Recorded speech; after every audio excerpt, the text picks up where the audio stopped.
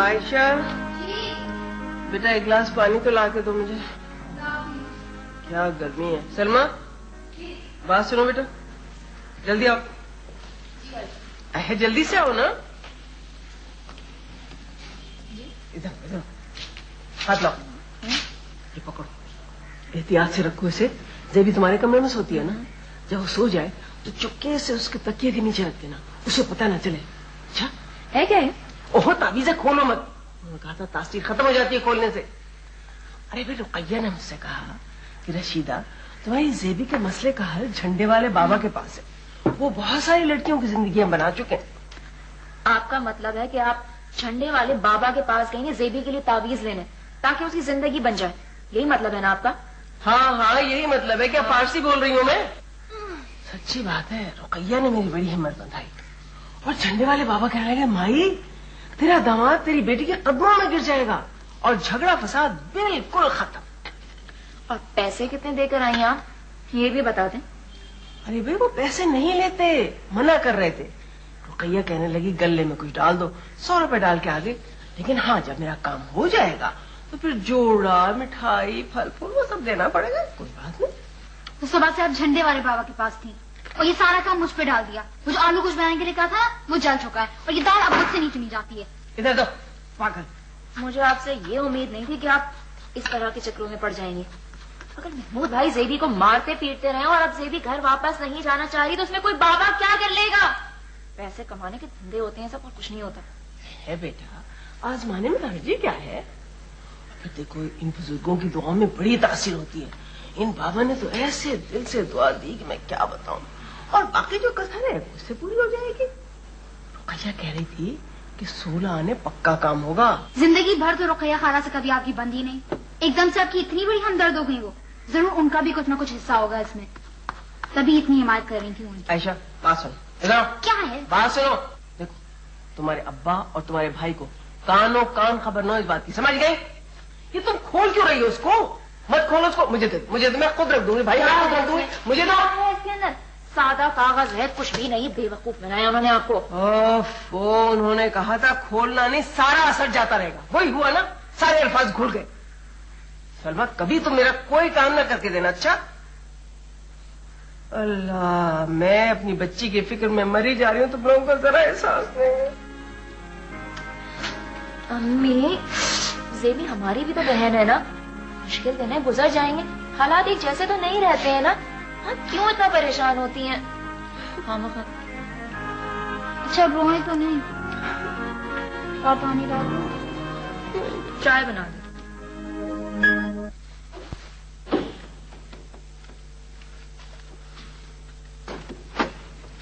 वालेकुम। Mister ma'am कौन? जी मैं हूँ। आपके रिश्ते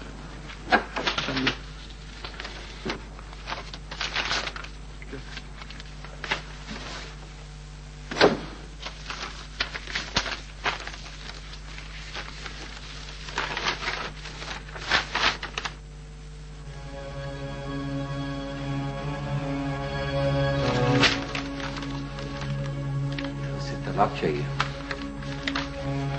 इसकी ये हिम्मत।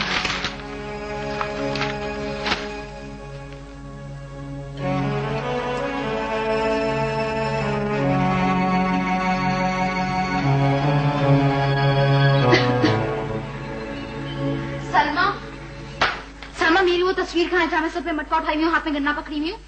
मुझे क्या पता? तो और कैसे पता होगा? जहाँ तुमने अपनी मंगनी की तस्वीरें छुपाई है वहीं पे रखी होगी। ला बड़ी अलमारी की चाबी आयशा निकालो। चुप कर जाओ वरना मैं चाटा लगा दूंगी। और खबरदार जो आइंदा तुमने मंगनी का नाम भी लिया। एक तो हर एक का गुस्सा मुझ पे ही उतारना होता है। मेरी मिल रही हो तुम लोगों को, जिंदगी मुश्किल कर दी है मेरी। चाबी निकाल।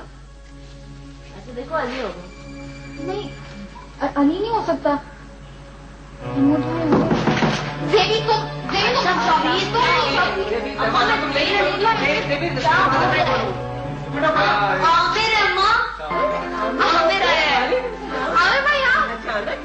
बस मैंने आप लोग को सब ये लोग इतने सारे गिफ्ट। जो कुछ कहा था सब ले आया, बदमाशी नहीं करना। और क्या चाल? बिल्कुल ठीक था, आओ अंदर आओ। बेटा गाड़ी कुछ खाने को लाती हूँ। वो खीर ले आना सलमा क्या? अच्छा तुम चाय पियोगी?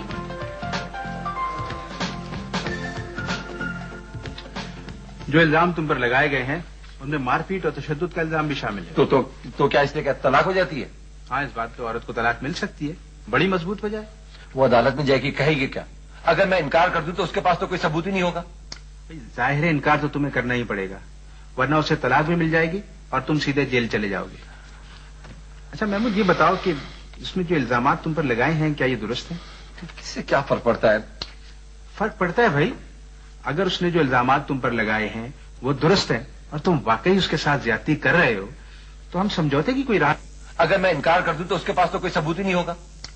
जाहिर है इनकार तो तुम्हें करना ही पड़ेगा, वरना उसे तलाक भी मिल जाएगी और तुम सीधे जेल चले जाओगे।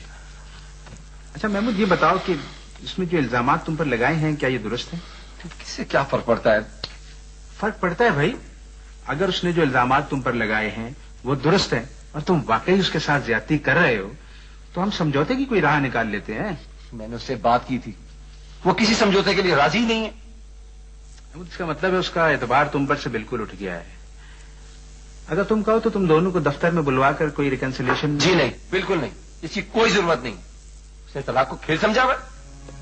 ठीक है, उसे ये मजा चखने नहीं दीजिए। उसके पूरे खानदान का मिजाज दुरुस्त कर दूंगा मैं। कैसे लेती है तलाक, देखता हूं मैं। इसका मतलब है तुम उसे तलाक नहीं देना चाहते? मैं ये केस इतना लंबा खींचूंगा कि उसका पूरा खानदान कोई काम करने के लिए काबिल ही नहीं रहेगा। अदालतों की पेशियां भुगतते भुगतते उनकी जिंदगी अजाब में आ जाएगी। सोच लो, ये तुम्हारे गुस्से का फैसला है, एक दफा फिर सोचो। गुस्से का फैसला हो या प्यार का, मैंने सोच लिया। मुझे सिर्फ आप ये बताइए, उसे तलाक तो नहीं हो जाएगी और मैं मुंह देखता रह जाऊं? देखो, उसे तलाक मिल भी सकती है अगर तुमने निकाह के वक्त उसे हक के तलाक दिया है। हक के तलाक क्या? हक के तलाक निकाह नामे में एक लाइन होती है जो मर्द की तरफ से औरत को यह हक दिया जाता है कि वो उसे किसी भी वक्त तलाक दे सकती है। ठीक है, मगर आमतौर पर इस लाइन को काट कर औरत को उसके बड़े हक से महरूम कर दिया जाता है। क्या तुमने वो लाइन काट दी थी?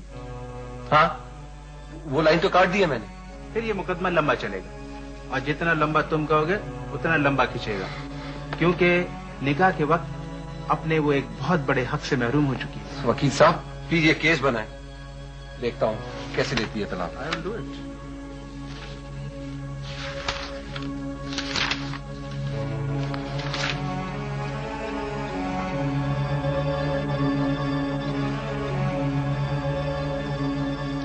मैंने तुमसे कहा था कि तुम्हें खून की बहुत कमी हो गई है, खाने पीने में एहतियात करना, लेकिन तुम पे तो कोई असर ही नहीं। मैं तुम्हारी अम्मा से कहूंगी। अच्छा नाराज मत हो, आई एम सॉरी। अच्छा, आज से मैं यखनी भी पीऊंगी, विटामिन भी खाऊंगी और फल भी खा लूंगी। बस आप अम्मा से मत कहिएगा। तुम्हें मेरे पास हर दूसरे दिन आना था, आज 5 दिन हो गए, शिकायत कैसे ना करूं। बहरहाल चलो, मैं तुम्हें रास्ते में छोड़ दूंगी। मैं चली जाऊंगी, आपको दूर पड़ेगा। नहीं नहीं, मैं चाहती हूँ तुम किसी से मिलो, मेरे साथ चलो। और देखो ये डिब्बा उठा लेना, ये कोई मरीज सेहतियाब होकर गया था, वो छोड़ गया। मैंने सोचा बच्चों को अस्पताल में दे दूंगी। आ जाओ। मुझे तुम इतनी दूर से लेकर आए हो, खुद जब बंदर की तरह दरख्त पे चढ़ गए हो। यार मेरे को एक बात करनी तेरे से। क्या? मेरे को ना मोहब्बत हो गई है। यार अब ऐसा कर, तू जाके उसको सब कुछ बता दे, कुछ ना छुपा। पानी सर से गुजर चुका है मेरे दोस्त। सूफिया को ये सब कुछ मालूम है और तुम मुझे ये बताने के लिए इतनी दूर से चलाते हुए लेकर आए थे। मैं समझा पता नहीं क्या कयामत आ गई है। भाई मैं झोपिया की बात नहीं कर रहा हूँ, अपनी हिना है ना, क्लिनिक वाली। हिना? ये इधर उधर क्या देख रहे हो? आजकल दीवारों के भी कान होते हैं, तेरे को नहीं पता है? ये क्या है? ये टहनी है, ये दूसरी टहनी है, ये तीसरी टहनी है। दीवार का है? किसी प्यारी नर्स है यार, चश्मा भी लगाती है। ये तुम इंसान हो या कद्दू? मुझे बताओ, तुम्हें मोहब्बत क्यों हो गई है? कल तक तो तुम सूफिया से इश्क था तुम्हें। ये वो तो मेरी भूल थी। मैंने तो बचपन से एक चश्मे वाली लड़की के ख्वाब देखे थे, ताकि कभी मैं उसका चश्मा लगा लूं, कभी वो मेरा चश्मा लगा ले। कभी तुम उसके सर का दर्द हो, कभी वो तुम्हारे सर का दर्द हो। ये चश्मे से इश्क का क्या ताल्लुक है?